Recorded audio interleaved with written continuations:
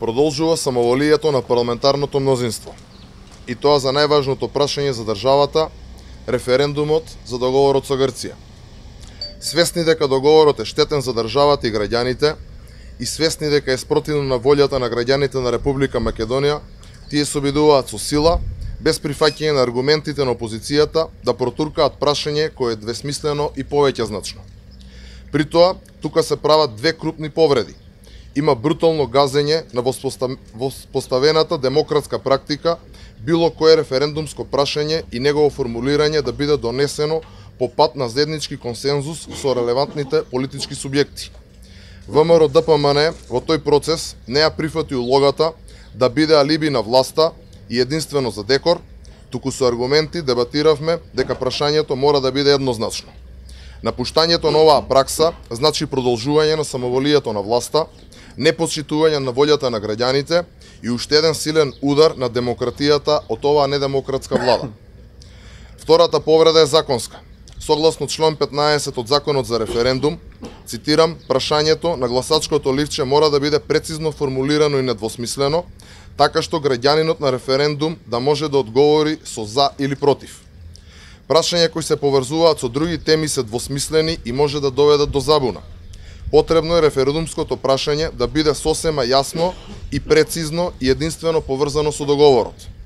Прашањето кое се предлага од власта, дали сте за членство во ЕУ и НАТО, поддржувајќи го договорот помеѓу Република Македонија и Република Грција, е во целосна спротивност со законот, истото е двосмислено и повеќе значно и пред се манипулативно. Тоа е исто како да поставите прашање дали сте за просечна плата од 500 евра за секое семејство и 1500 евра за докторите, поддржувајќи ги бизнисите од аферата криминални иновации со кои пари добиваат фирми на Андјушев, Локвенец, Ласкова и останатите функционери на СДСМ.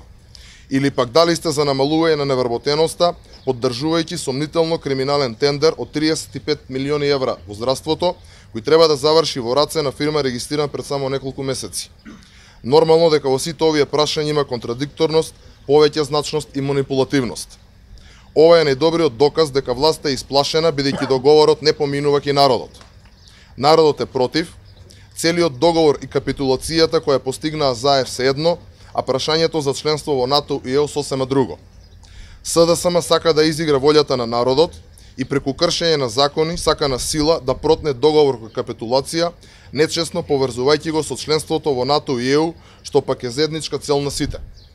Барам итно да се откаже парламентарното мнозинство од ваквото насилничко однесување. ЗАЕФ и СДСМ продолжува да ја туркат државата во амбис, во уште поголема криза со несогледливи последици. ЗАЕФ и СДСМ имаат целокупната одговорност за антидржавниот и капитулантски договор со Грција. Благодарам. Прашање? Може еден по еден? На седница дали ќе учествуват? На седницата ќе учествува пратеничката група и со сите аргументи, со сите факти ќе се обиде да делува на владачкото мнозинство. А ќе бидете ли присутни во начинот на гласање?